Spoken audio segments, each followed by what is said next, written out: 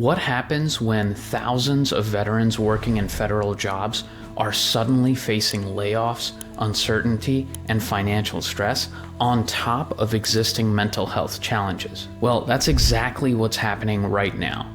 The federal government is cutting jobs, and veterans, especially disabled veterans, are getting hit hard.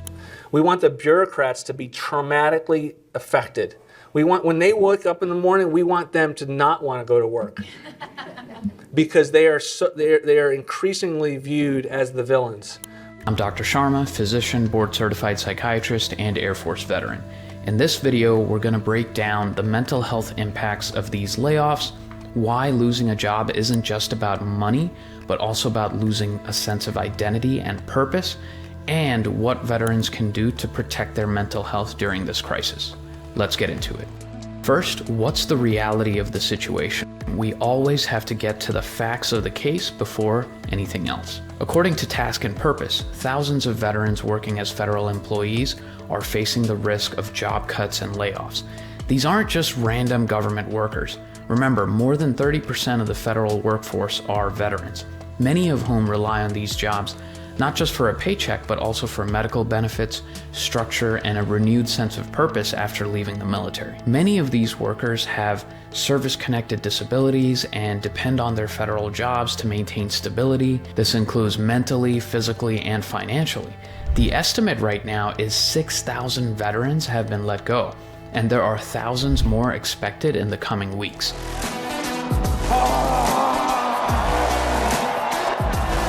This is the chainsaw for bureaucracy. Chainsaw!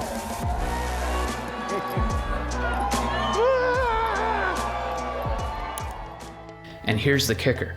Some of the very veterans who served in combat, suffered injuries, or struggled with PTSD are now being pushed into joblessness and uncertainty, which can absolutely worsen mental health issues like depression, anxiety, and even worse. It's always good to humanize people we're talking about. So for instance, Ben, who was interviewed by Task and Purpose, he served in both the US Army and the Marine Corps. He started a job in the government helping low-income Americans with applications for home improvement grants at the US Department of Agriculture. When he got the news on February 13th, it was devastating. He said, they just looked at who was the easiest to get rid of, and they just kind of gave them the boot. It feels like getting stabbed in the back. Ben actually took the federal job for stability. He did everything right. He used his GI Bill, graduated college, got into a competitive pathway program for graduates, and he went on to the USDA. It was rewarding work. Remember, he wasn't just a faceless bureaucrat. He wasn't just pushing paper. He wasn't mooching off the system. He wasn't just chilling at home, not responding to emails. He was doing good work, genuine work. Ben said this about the people he helped. These are people that have no money, no savings, very little income, and they may not have running water. They may not have working heaters in the winter.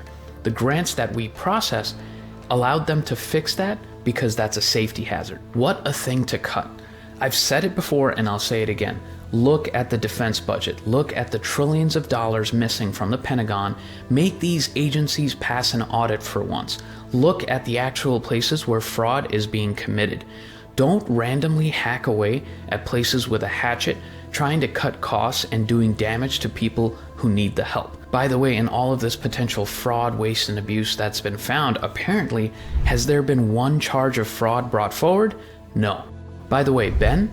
Yes, he was a probationary employee, but guess what? He had been on the job 11 months, and he was just 3 weeks away from being changed into a permanent position. And yes, he's a disabled veteran. And yes, he excelled at his job and even got a special award, but none of that mattered. He was gone. And having worked with veterans for years now, many veterans I talk to end up having to switch their jobs frequently because of their mental health struggles.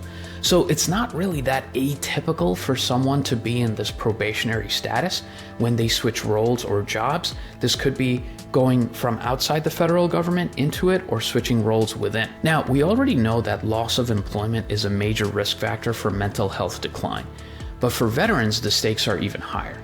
So let's talk about why. For every single person in the country, except for the super rich, losing a job is stressful. But for veterans, especially disabled veterans, it's not just about money. Obviously, that's huge, but it's about purpose, identity, and stability. Think about it. When we were in the military, we had a mission, a team, a daily routine, good structure, and a sense of belonging. That doesn't just disappear when you transition out of service. You try to look for it. That's why so many veterans struggle with adjusting to civilian life, because that sense of purpose and structure is often missing.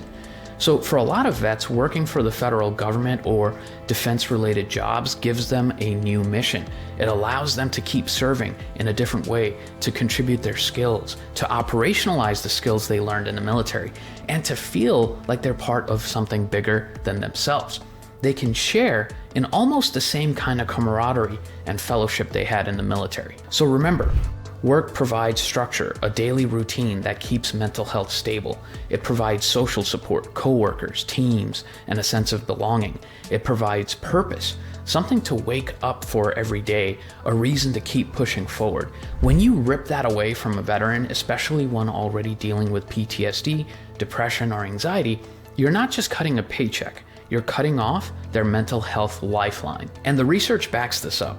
Veterans who are unemployed or underemployed are at significantly higher risk for mental health issues, substance abuse, and even the risk of unaliving themselves. So when the government decides to cut jobs without considering the impact on veterans, they're playing with fire. This isn't just an economic issue, it's a mental health crisis. Now, there are multiple factors we need to consider as a country when thinking about this issue. Number one, losing a job creates financial stress, uncertainty about the future, and feelings of failure. Veterans with PTSD or anxiety disorders are especially vulnerable to spiral into these severe depressive episodes, especially when they're already struggling with a lot of those same feelings. Number two, loss of healthcare and stability. Many disabled veterans rely on their federal jobs for consistent healthcare, therapy, and medication. Losing a job can mean delayed care, missed treatments, and worsening conditions. Remember, when I say disabled veterans, it not only includes permanent and total, but people at different percentage levels who might end up needing that healthcare coverage. Number three, higher risk of unaliving themselves. Studies have shown that economic stress and job instability are major risk factors for this. For veterans who are already at a much higher risk of unaliving themselves, that's 57% higher than the general population. This is a huge concern. Number four, substance use and coping mechanisms. When stress levels rise, some veterans may turn to alcohol or substances to cope, leading to worsening mental health and more struggles. This is not just speculation, by the way. It's a pattern we've seen before. And as a psychiatrist, I've seen it many times before in the past when treating people. When veterans lose stability, their mental and physical health suffer, and they're less likely to seek the help that they need. So, what can be done? Let's talk about solutions. If you or someone you know is facing a layoff or job insecurity, it's critical to take steps to protect your or their mental health and stability. So here are some key strategies. Number one, stay proactive about mental health care. If you're already in therapy or taking medication, do not stop if you still have coverage. Stay engaged with VA mental health services, private therapy, or peer support groups. If you're struggling, reach out before it gets worse. Number two, explore career transition programs. Programs like Hire Heroes USA, VA's Veteran Readiness and Employment Program, VRNE, SkillBridge. They can help with veterans transitioning into new careers. If you've been laid off, use these resources as soon as possible. Three, build a support network. Job loss can feel isolating, but you are not alone. Lean on veterans groups, online communities, family and friends for support. Even just talking about it can help a mental health spiral from happening. Number four, stay active and structured. Keep a daily routine. Even if you're not working, wake up at the same time, exercise, stay engaged in meaningful activities, apply for jobs in a structured way.